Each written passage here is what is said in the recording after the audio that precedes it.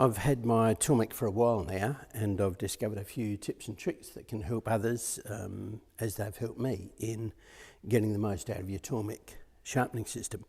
It's an excellent sharpening system. You can use it for sharpening knives and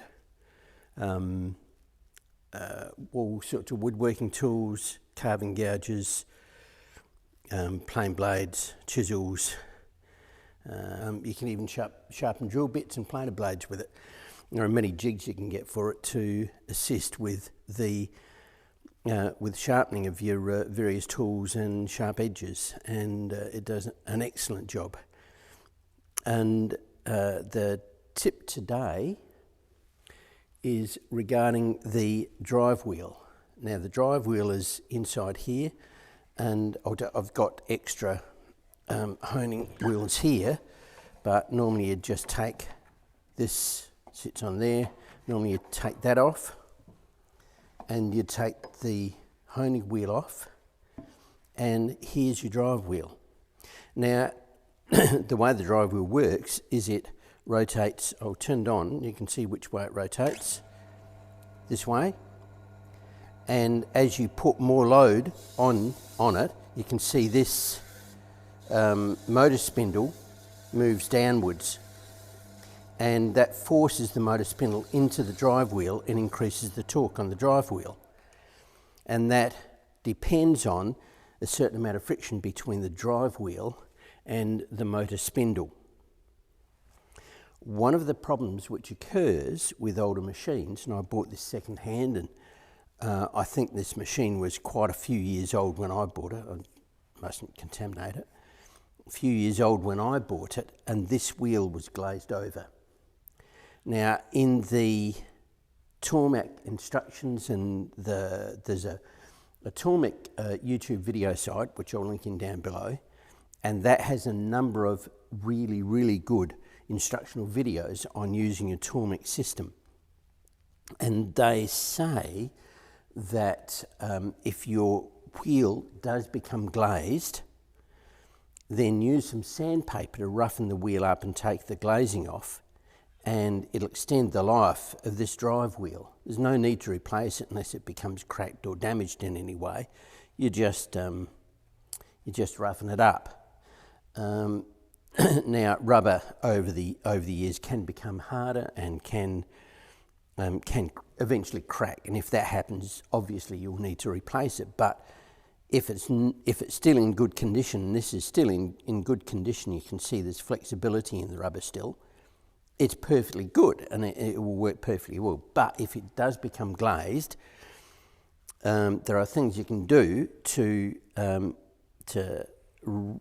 restore the grip of the wheel. Now I need to add that when the wheel is new, and you can still see a slight ridge here, which is insignificant, but it does have a little bit of a small piece of rubber that sticks out here, and that's from the moulding process. Nothing to be worried about, just ignore it, it's fine.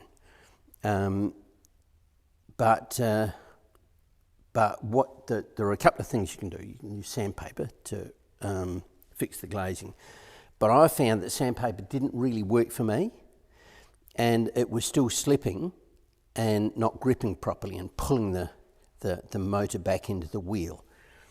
If it is still glazed and the sandpaper doesn't do the trick for you, what you can use is a non-slip belt compound.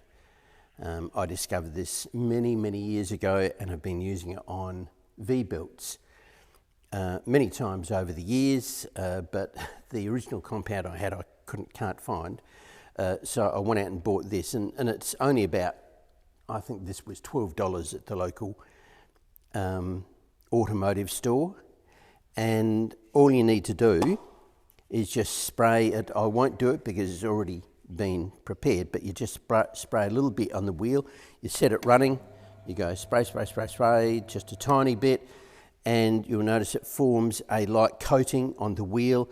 Or it'll also drip off, so make sure there's nothing underneath it. Put a bit of towel or something, paper towel underneath it to catch the drips, and run it until it completely coats the wheel. And then if you need to, wipe off any excess or clean up any drips down the bottom, and you'll find that this will restore the stickiness of the wheel, and it will then begin to grip properly. And I've done this, I've only needed to do it once, and this is now really nice and grippy. And as you can see, if I do put any tension down here, you can see the pin, the drive shaft is coming into the wheel, and although it's a bit noisy, it's perfectly fine. It's not slowing down much, if at all.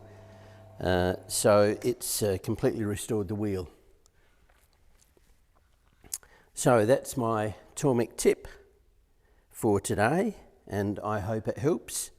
And I'll leave links in the description below for this material here, and also the Tormek channel.